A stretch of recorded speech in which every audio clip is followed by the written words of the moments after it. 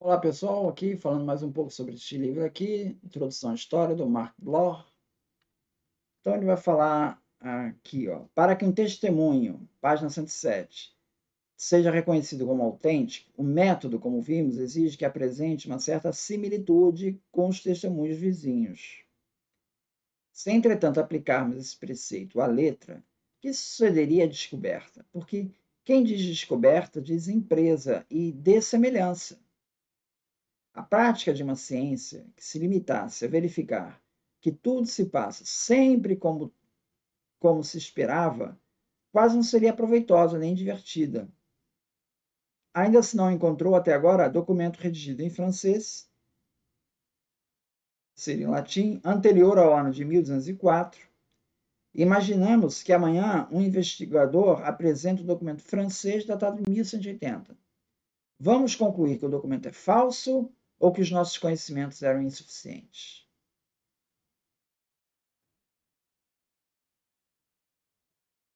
A impressão de uma contradição entre um testemunho novo e o seu contexto pode, aliás, não apenas ter origem numa debilidade temporária do nosso saber.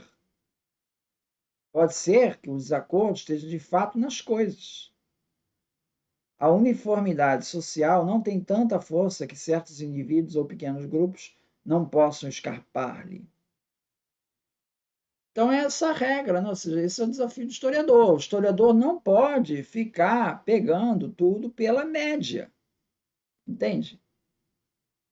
Aquela ideia. Jesus era analfabeto? Bom, vou responder essa pergunta da seguinte maneira.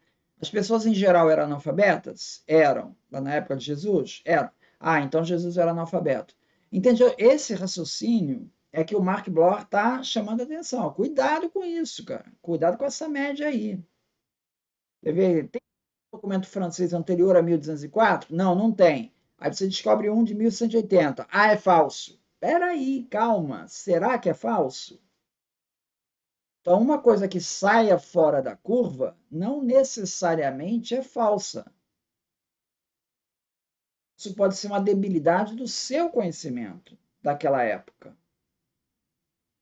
Então, o Mark Bloch está chamando a atenção para essa regrinha básica aí que muitas vezes alguns autores não seguem, né?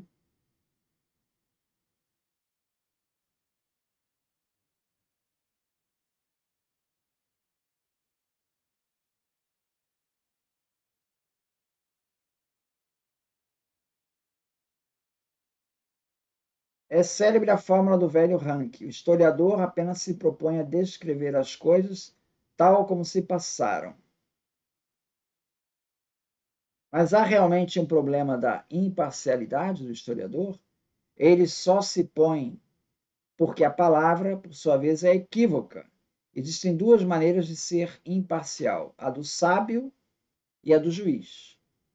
Tem uma raiz comum, que é a honesta submissão à verdade. O sábio registra, melhor ainda, provoca a experiência, que possivelmente deitará por terra as teorias que mais prezou. Qualquer que seja o voto secreto do seu coração, o bom juiz interroga as testemunhas com a única preocupação de conhecer os fatos, tal como se passaram. E essa, em ambos os casos, uma obrigação de consciência que não tem discussão. Chega, contudo, um momento em que os dois caminhos se separam. Logo que o sábio observou e explicou, dá-se por fim da tarefa. Ao juiz falta ainda dar a sentença. Se calando em si qualquer inclinação pessoal, a dita somente de harmonia com a lei, julga-se imparcial. Sê-lo-á efetivamente segundo o parecer dos juízes, não segundo o parecer dos sábios, porque não é possível condenar ou absolver sem tomar partido por uma tábua de valores, que não releva de nenhuma ciência positiva. Que um homem tenha morto outro é um fato, eminentemente suscetível de prova, mas castigar o assassino supõe-se que se considera o assassínio uma coisa condenável.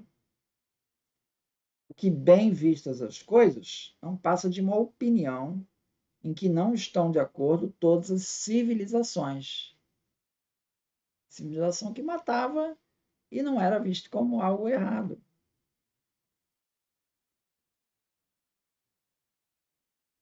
Então ele chama essa coisa que o papel do historiador ele vai trazer alguns juízos de valor na hora de ele dar a sentença, né?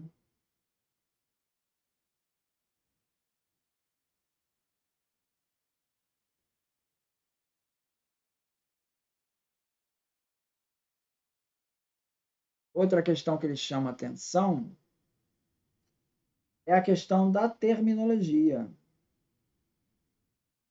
Dá um exemplo aqui, ó.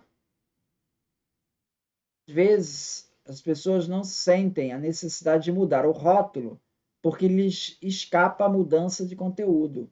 Por exemplo, a palavra latina servus, que deu em francês serf, ela durou séculos, mas foram tantas as alterações sucessivas da condição que a palavra foi designando que entre os servos da antiga Roma e os servos da França de São Luís, os contrastes prevaleceram largamente sobre as semelhanças. Por isso, os historiadores preferiram geralmente a palavra servo para a Idade Média e escravo para a Antiguidade. Dito de outro modo, preferiram, nesse caso o equivalente ao decalque, não sem sacrificarem a exatidão intrínseca da linguagem, um pouco da harmonia de suas cores, porque o termo que eles transplantam, assim para um clima romano, nasceu somente por volta do ano 1000, nos mercados de carne humana, onde os cativos eslavos pareciam fornecer um modelo acabado de uma inteira sujeição, tornada completamente estranha aos servos indígenas do Ocidente.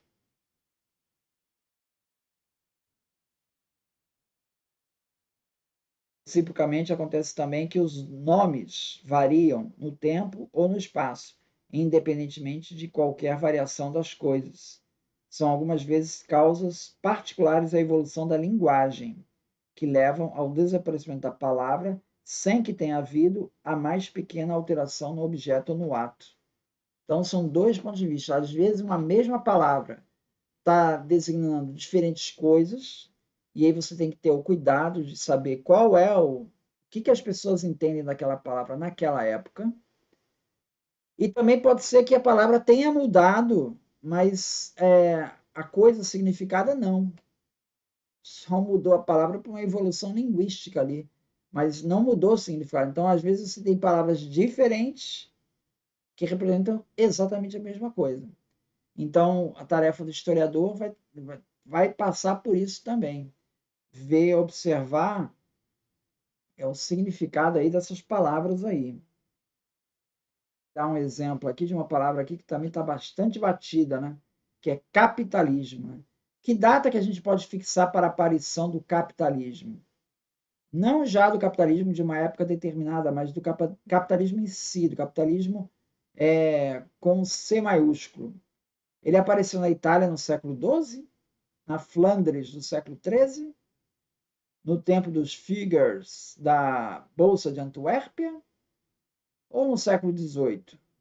Talvez no século XIX, consoante os historiadores, assim, as certidões de nascimento, quase tão numerosos, na verdade, como as daquela burguesia de que os compêndios escolares celebram o acesso ao poder, conforme os períodos sucessivamente propostos às congeminações dos nossos garotos, ora no período de Filipe o Belo, ora de Luís XIV, quando não, em 1789 e 1830. Então, quando é que a gente pode falar de burguesia? Então, essa questão é outro problema que traz uma dificuldade para saber quando é que começou o fenômeno, né? Porque tem movimentos ali que não recebem aquela palavra, mas que podem estar tratando do mesmo tema, apesar de não usar a palavra, né? Isso aí vai abordar no livro, né, sobre utopias, né, recentemente publicado, né, e que ele usa essa palavra utopia não somente no Thomas More, lá no século XVI, mas já antes, mesmo não tendo essa palavra, mas com o mesmo significado.